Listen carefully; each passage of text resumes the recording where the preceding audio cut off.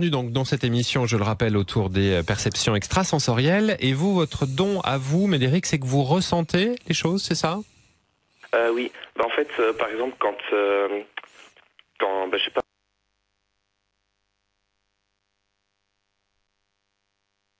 Donc, dans cette émission, je le rappelle, autour des perceptions extrasensorielles. Et vous, votre don à vous, Médéric, c'est que vous ressentez les choses, c'est ça? Oui. En fait, par exemple, je sais pas moi, quand je marche dans la rue ou des trucs comme ça, ou alors que je parle à certaines personnes, Oui. rien qu'elles passent à côté de moi ou alors que je les vois, je saurais dire si la personne est plutôt gentille ou des choses comme ça. Et donc du coup, ça marche aussi avec les défauts des personnes et ce qu'elles auraient plus tendance à faire ou des Alors, choses comme ça. comment ça se matérialise chez vous? Comment ça se passe à ce moment-là? Quel est votre ressenti, votre perception? En fait, je sais pas parce que c'est quelque chose qui se fait très spontanément et en fait, c'est comme si ce serait évident. En fait, comme si je sais pas, c'est compliqué à expliquer quand même. Oui, c'est ce qu'on disait tout à l'heure, c'est compliqué à verbaliser. Ouais. Ouais. Mais en fait, avec ce que je sais plus qui c'est qui est venu ici, mais bon, votre le collègue, celui qui est là maintenant. Ah oui, notre invité, vous, quoi. Daniel Radou, Ouais. ok. En fait, il avait dit que ça pouvait se passer comme ça avec les HP ou des trucs comme ça. Et en fait, j'ai un Q837, donc du coup, voilà. Vous êtes concerné par la chose, mais pour essayer quand même de comprendre et de se mettre un peu à votre place, en termes de perception, en termes de... C'est quoi? C'est des mots qui vous arrivent? C'est des sensations? C'est plutôt, je sais pas, des sensations, on va dire ça. Ouais. Parce que des mots ou quelque chose comme ça, non. Je sais pas, c'est comme ça que Daniel, je le est-ce que vous ressens. pouvez aider Médéric, peut-être l'aiguiller sur ce qu'il ressent? Ouais, parce que c'est compliqué en fait. Oui, non, mais ça c'est normal. Tous les gens qui ont des perceptions extrasensorielles ont beaucoup de difficultés à exprimer leurs mots. Mais est-ce que vous en parlez en fait avec la personne quand vous la connaissez, bien entendu, un tout petit peu, de vos perceptions? Et comment est-ce qu'elle reçoit ça En fait, je l'ai déjà fait, oui. Et il y en a, vu comme ils voyaient que je disais quand même la vérité. Et en fait, ils trouvaient ça assez flippant que je puisse savoir autant de choses d'eux en si peu de temps. Voilà. Oui. Est-ce que ça les aide? Est-ce que ça les a aidés en fait à prendre conscience de certaines choses? En fait, pas vraiment, parce que, je sais pas, j'ai 15 ans, donc du coup, il y a je travaille souvent avec des gens de mon âge et tout ça, donc à cet âge-là, on ne se remet pas beaucoup en question, sauf si on a beaucoup de maturité. Et alors, Médéric, est-ce que vous en parlez autour de vous? Parce qu'à 15 ans, on ne prend pas forcément ce genre de choses au sérieux, si? En fait, j'en ai déjà parlé, donc du coup, un peu à des amis et tout ça. Et en fait, ils pensaient que c'était une blague et tout ça. Ouais. Donc voilà. Donc, mais du sinon, coup, quand j'en parle à des gens assez ouverts spirituellement ou des choses comme ça, ils me croient.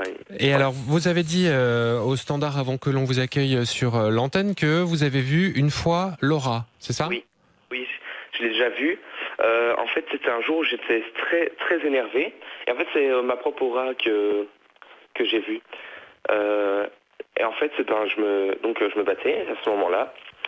Et sur tout ce qui est point avant-bras jusqu'au coude, j'irais même jusqu'à l'épaule jusqu'à l'épaule. J'ai vu du coup aux deux bras, c'était la même couleur, c'était bleu cristal comme ça. C'était Ouais, c'est pas facile quand même à 15 ans, je trouve, de pouvoir digérer ce genre de choses, Daniel. Ah, ça c'est très intéressant. Donc c'est bien qu'il est en train de découvrir ça.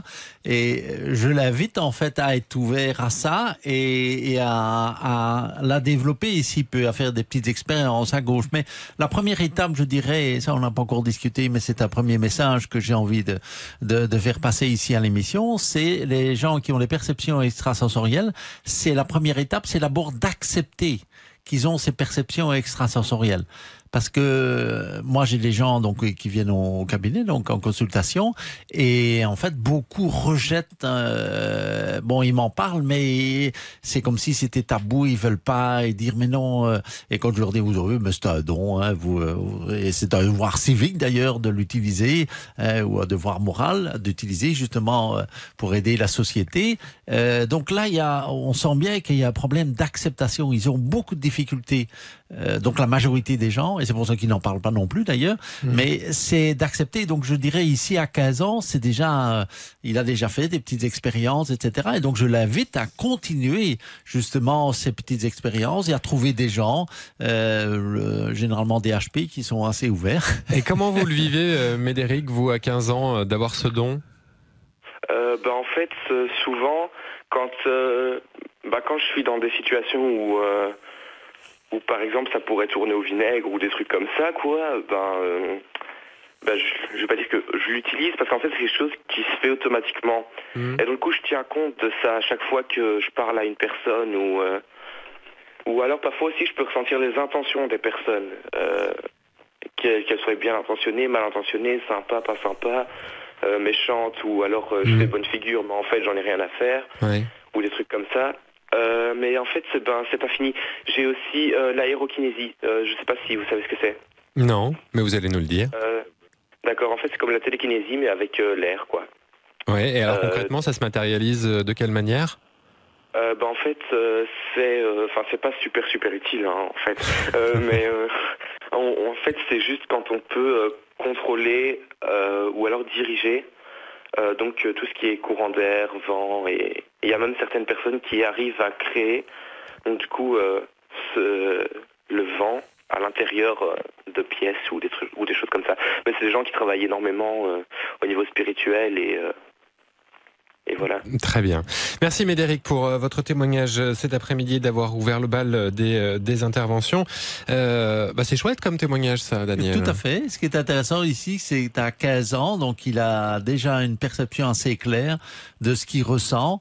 Et il est en train de l'utiliser progressivement. Bon, c'est normal à 15 ans, hein, je veux dire, mais je l'invite à continuer à faire ses expériences et voir un peu comment il pourra mettre ses dons au service en fait de la société pour aider. C'est pour ça que je posais des questions, mais bon, je ne savais pas qu'il avait 15 ans. Oui, mais... non, c'était un adulte, donc plus grave. Mais, oui, donc, mais voilà, donc c'est intéressant. Et bon, ici on n'a pas posé la question de savoir depuis combien de temps il avait ses perceptions, mais parfois ça